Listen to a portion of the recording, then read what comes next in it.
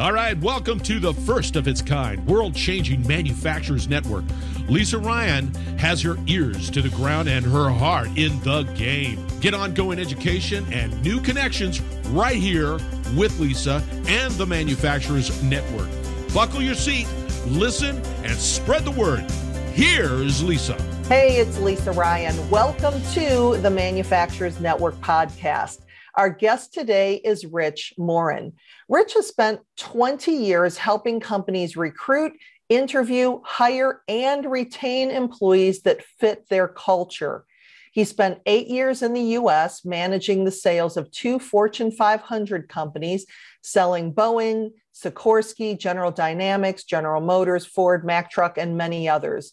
He also trained many managers in leadership and coaching skills, including helping sales forces become more competent and confident in sales skills. Rich, welcome to the show. Well, I appreciate it, and thank you very much for the opportunity. Absolutely. Well, Rich, share with us about your background and really what led you to doing what you're doing. It's a short story, really. 21 years ago, I was involved with a training company and who also were dealers for Profiles International hiring assessments. So I have remained, although that company has met its demise, I'm still a very active dealer with Profiles International, which puts me front and center with companies looking to recruit, interview, hire, coach, and retain the kinds of people that fit their company and culture. So I have spent a good amount of time interviewing on behalf of my clients sometimes, but not always, of course, but providing the tools that adds objectivity to the hiring process. So we all have been guilty of hiring somebody on a gut feel. And a short while later, we regretted that gut feel because, boy, the good feelings are gone. And then you have to terminate the person.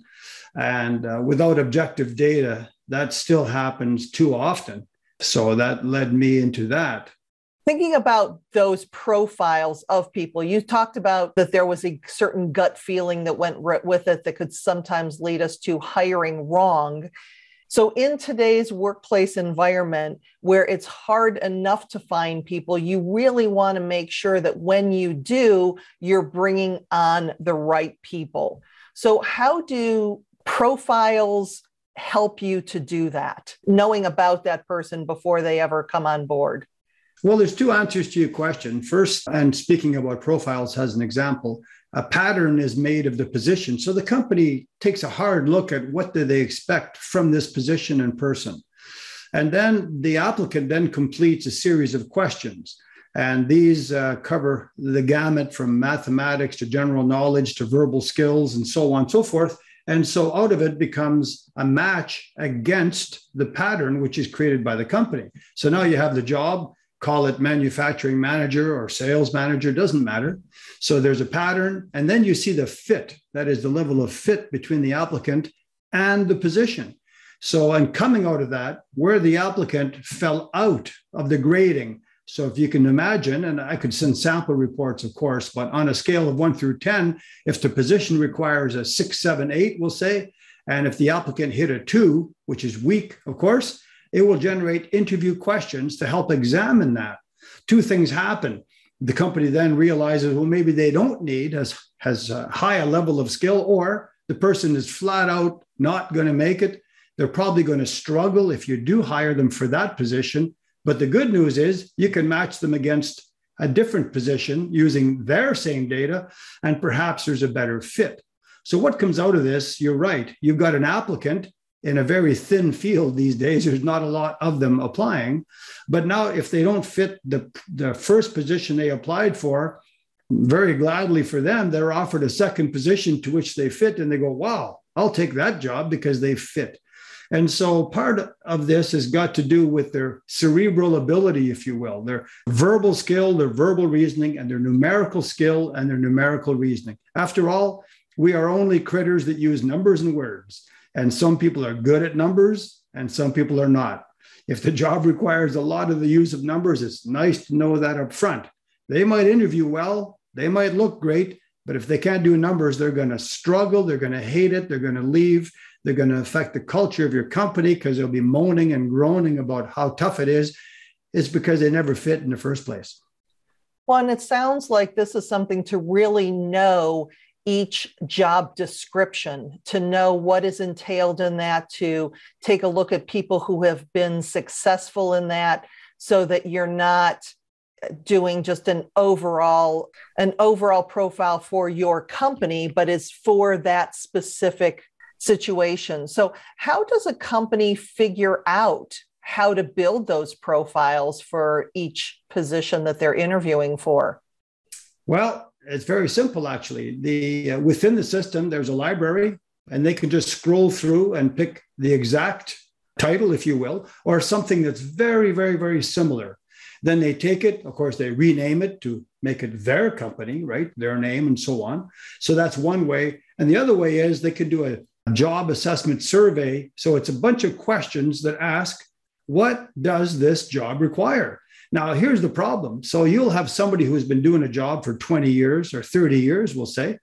Well, their interpretation of what the job requires has changed. Now, they're still doing it, and everybody accepts that. But the new people coming in, there's new twists, new communications requirements, new software requirements. And so in actuality, the job is not the one the person who's leaving has been doing. It's a very different job. So to your point, the companies have to be very aware of the changes that are happening so rapidly. And back to the assessment, they want to hire somebody who has got the capacity, the verbal skill and verbal reasoning. And just to elaborate on that, some people can speak well, but they don't really understand a lot of the words. They can fool you because they have a nice rhythm to their delivery, but they're really not that competent when it comes to language. And now, especially if you're in a multilingual situation where you're having people dealing with different languages, boy, language skills and, verbal skill and reasoning are critical. And without repeating the numbers aspect, that as well. So those things are important. So now you have a profile of the current position requirements. Then you can do a match that makes sense. Right, exactly. It also seems that it's really important to keep up to date with people because, like you said, somebody's been in a position for 20 years, they had a job description, they're doing it, but looking at not what the position was, but what the position needs to be going forward. Particularly, we're just coming out of this pandemic. Technology has changed just about every part of business. And so looking at starting with today and looking into the future would be a really critical part for people as they're starting to look at who they need to hire and what kind of positions they need to fill, the talent that goes along with that. Well, yes. And so that brings me up to a different solution, if you will. So fitfirsttech.com is a company, 20 years in the business, of course, a lot of business throughout North America. But what they do is unique. So to your point, companies are coming out. Now they're starting to hire. However, the job boards are not full of applicants. However, the job boards exist. And so whether it's Monster or whether it's Indeed or all these different job boards, but what this system does, you create some questions. The applicants answer the questions and automatically they're funneled. So now instead of reading through 50 resumes, and I'll just want to elaborate on a resume in a minute, but instead of reading 50 resumes, there's the funnel comes and the top 3 or 5 candidates are at the very top, not based on what they've done, because often what they've done is not really important versus what they're required to do. So now they've got their top applicants at the top, then they can read the resume, they can read the questions that are resultant, if you will, their replies to those questions. Now they have a real sense of who this person is. And there's a speed element required here because you really want to answer these applicants' application, if you will, rapidly because they are applying to multiple companies, which takes me back to resumes. So you've got a job for a forklift operator. And so 50 people apply. Do they really want to be a forklift operator? Well, not really. They want a job. Now, they will tell you they really always wanted to be a forklift operator. Boy, that was their dream job. Well, that's probably not true. So what these assessments do, they help you see through. And in fact, The forklift operator has got so much capacity, you offer him a position of warehouse manager because it happens to be a vacancy. And the guy goes, yeah, I'd like that. Well, the reason he would like that is because he matches the requirements and he matches the questions, and it's what he is. It's what he is capable of, not what he has done or she has done. So that's where these come in. So the funneling helps deal with, you're not getting a flood of applicants, but getting a number of applicants. So it funnels them, gives you questions, and then it goes further. It helps you coach them, which helps retain them and helps to onboard them, of course, because now you have more objective data about these applicants. And in fact, just one more element. Now, it doesn't preclude you, the employer, from contacting referrals, but what it does is you can create questions. So now the applicant submits his 5 referrals. Questions go to the referrals asking very pertinent questions about this person. Not, oh, he's a great guy and a nice girl and he's been here 5 years. Who cares? I mean, we want to know specifics about how they operate, what their good points, what their bad points, what kind of conflicts. You can ask those kinds of questions. So now you have the whole story. Again, right. You can take the referral information and still speak with the referrals, but now you've got some real objective criteria that they responded to. And you're not trying to reach people on the phone, and you're not trying to call them and get a hold of them, and there's no time, and you got to hire them, and you haven't spoken to the referrals. Right. And speaking to referrals is a critical part of that as well, because people can come across well in an interview, they can come across great on paper, but then when you actually take the time to ask the question to those referrals, you might find out things like, ooh, that person won't work a single minute of overtime, or that person will never pitch into something that's not specifically on their job. So we find out these little personality quirks that may not show up necessarily in that interview process as well. That is correct. And especially if you think about the challenge of being a leader these days. Now, I take exception to the word manager, and I'll explain. I don't like to be managed, but you can sure coach and lead me. And I really don't know too many people that want to be managed. And just to stay on that for a moment, you look at a winning team of any kind, baseball, football, soccer, doesn't matter. Those teams are not managed to greatness. No, they're coached and led to greatness. Right. So these assessments provide the quote managers who are now, if I had it my way, I'd promote them to coach and leader, but it gives them objective data to help coach and lead these people. Some of them will be better equipped than their leader.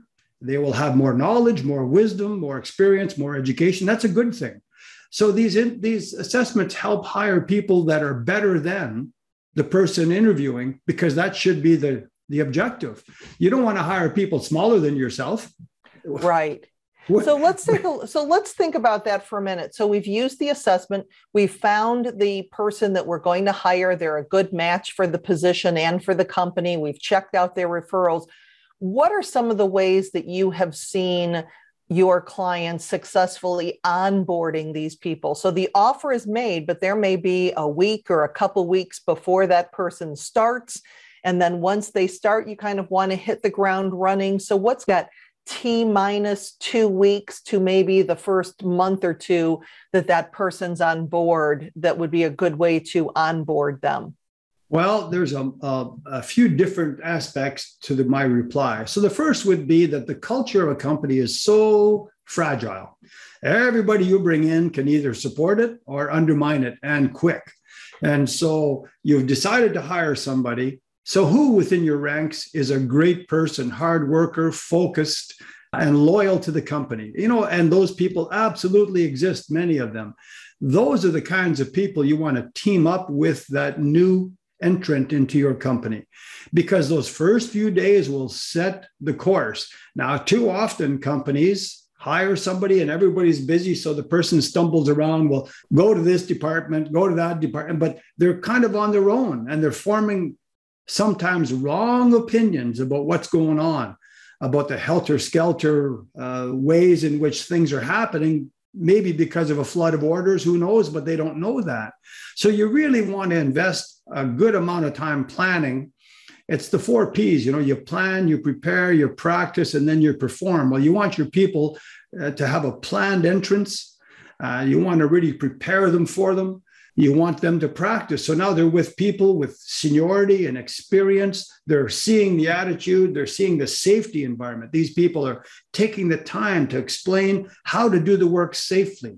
And that includes ergonomics, how to get up from your chair, how to move your arms and wrists so you don't develop carpal tunnel syndrome. There's a lot goes into onboarding, but picking the people that you want to team them up with really goes a long way and helps establish what is required, and especially if it's multidimensional. So the one person introduces the new applicant to the next person and says, well, sometimes you'll be doing this person's job. And so there's a transfer of knowledge and it's smooth and the person understands clearly what they've stepped into. Exactly. Well, and that figuring out that person, that first day work buddy is also important, but it helps in a couple different ways. Number one, that person who is your good employee, who's been with you, who has the right attitude, feels that they are valued because they are basically empowered to be that person's guide for their first couple weeks on the job. It makes the person that's starting feel more connected because, they're not sitting in a basement filling out paperwork for the first day of their job and nobody even knows they were supposed to be there. But you're also allowing a relationship to happen, because we've probably all been there where that very first person that we meet, our first day on the job, or the first person that invites us out to lunch, that person is our friend for the rest of the time that we're there. So just making sure that you start those relationships right off the bat with something like that, it really gives a much better onboarding experience to everybody involved. Absolutely. And just to use sports as an example, I love sports. And I think it's a great example about coaching and leading. But what do they do with a rookie? They give them the locker right beside the veteran. And why is that? Not any veteran, but the right veteran, because they see how they prepare, they see how they think, they see how they act. And that person takes them under the wing, off the field, off the ice, off the whatever. And they team them up with these people for why? For what reason? Well, they want them to be good. In the case of sports, you're paying them a lot of money. That doesn't mean they're going to be good. You really have to coach and lead. And again, you're right, by teaming them and matching them up with somebody like a mentor. And the word mentor absolutely applies here. That goes on and it happens and that bond is established and they will link with that person for a long time because they've been matched correctly and their personalities meld and the position strengths perhaps. Yeah, it's powerful. When we also look at the amount of investment that we have in that employee. I mean, not only have we spent all the time with the going through the interview process and the screening process and all of that, and then we're paying for the profile assessments to come through, and then we have that person come on that we could have invested thousands, if not tens of thousands of dollars in. And unless we are very structured as far as how we're bringing that person on, how we're welcoming them to the organization, how we're making sure that on day one that their workspace is set up, maybe their business cards have been ordered, their password is ready, their desk is clean, their truck is clean, whatever it is. And people actually know that they are showing up for the job. So you spend all of this kind of money up front. It's so important that you keep that in mind once that person starts and for the first 2, 3, 6 months that they're on board, because they probably have interviewed with other companies and are just as likely to say, well, this company isn't what I thought it was. I'm out of here. And all of that money that you invested in them just walks out the door. Absolutely. The two words that come to mind to support what you said are cost and price. So it costs a lot to bring somebody on board, and it costs a lot if they do come on board when they do harm and they scare away your customers and they cause issues and they erode the absolute fragile culture that you're trying so hard to create. So that's cost versus the price of an objective assessment. So now the applicant has completed and you've taken the time, your HR people, whoever's interviewing takes the time to read the results, to look at the questions, and then to interview the person using this objective data. Now, all of a sudden, so for the for the price of $200 or $300, depending. They have a very clear view of the person. And by the way, the applicant is impressed because now they've been asked to do something that other employers are not. And they're going, wow, this company put me through this assessment. And by the way, they get a personal copy, not one that matches, but one that tells them about them. And they go, wow, I didn't know that I was good at this or that this is fits or this doesn't fit. And so it's a win-win. So cost versus price, let me assure you, yeah. The price of an assessment is enormously cheaper than the cost of not using them. And let's face it, we've all made hires in haste. We've all made hires based on gut feeling, and it doesn't work out very well too often. Right. This past year, my husband was part of the Great Resignation.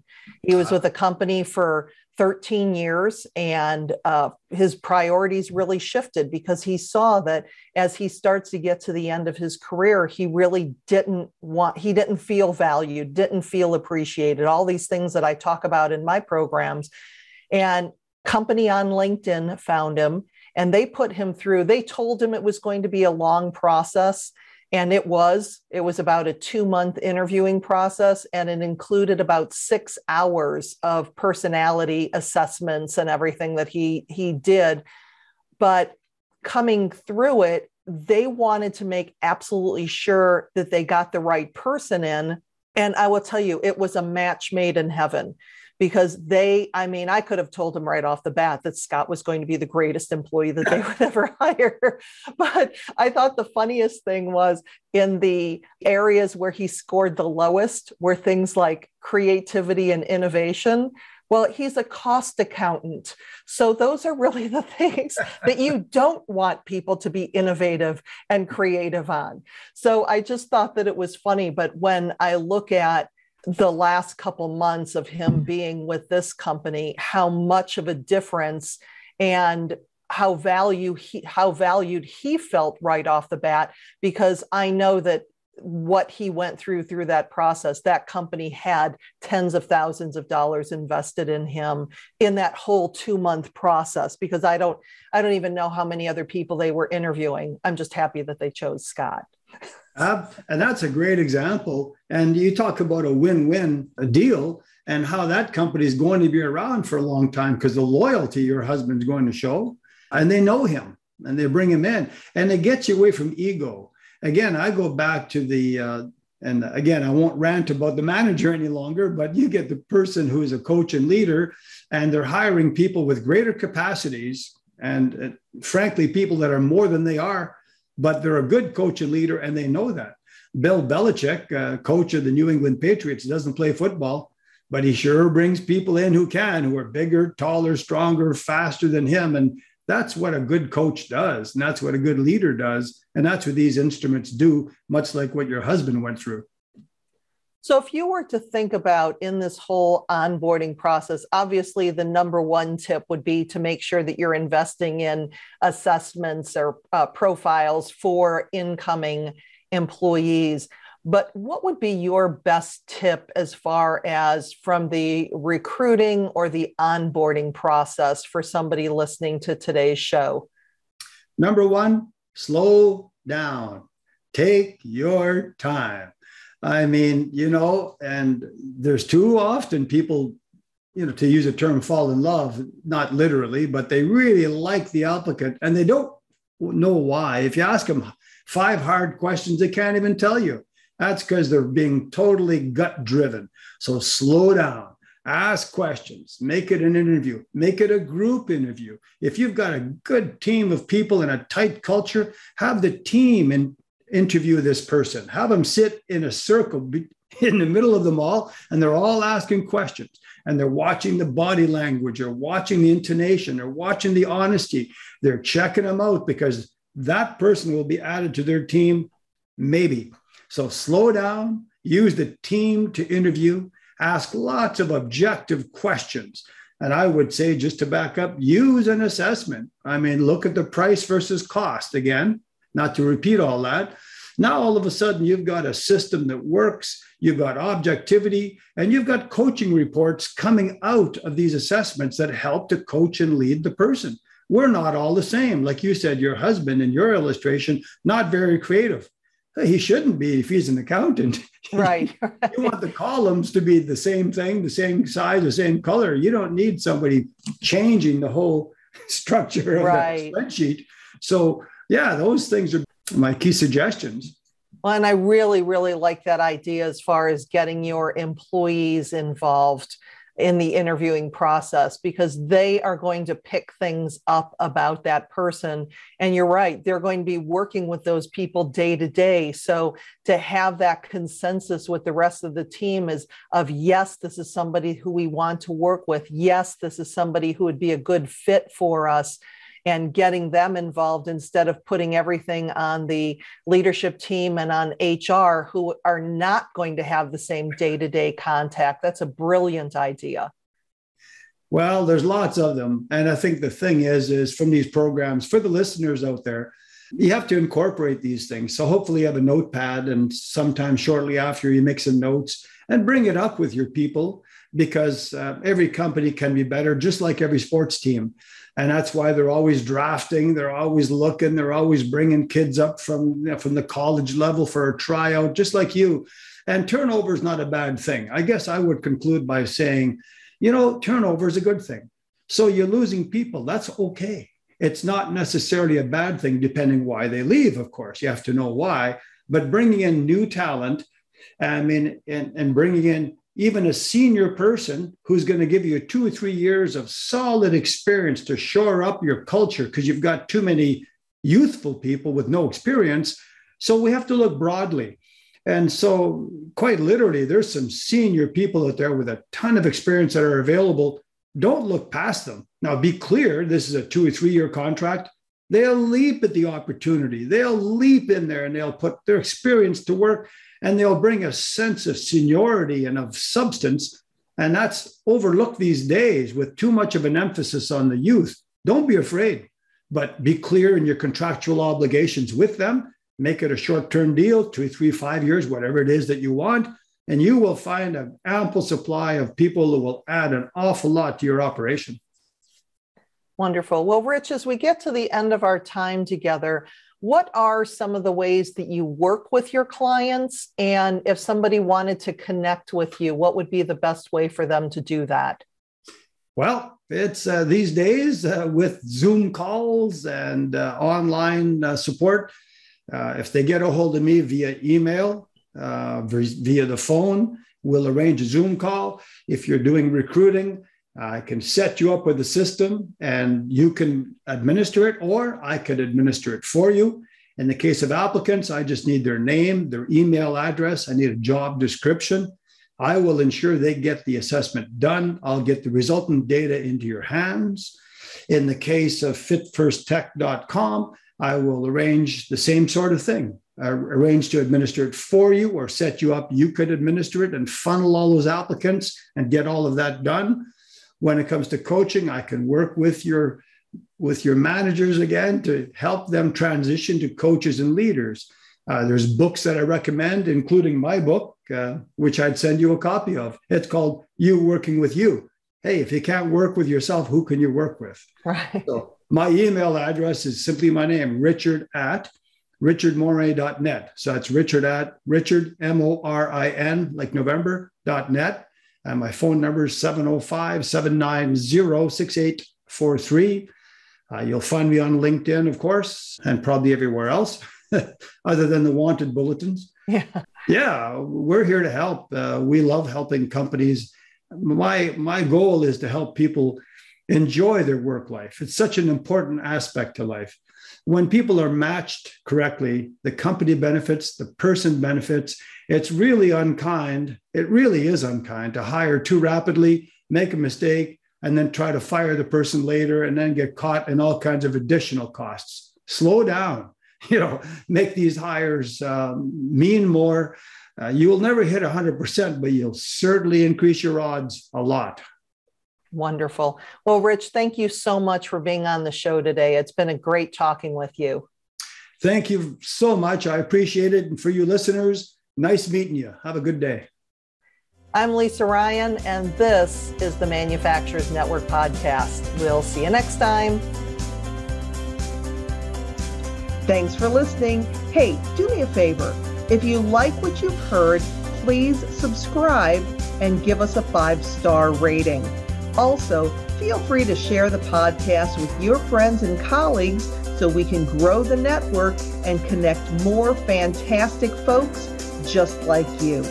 You can either go to the website at manufacturers-network.com or share the podcast on your LinkedIn, Facebook, Twitter, Instagram, or wherever you and your industry friends hang out.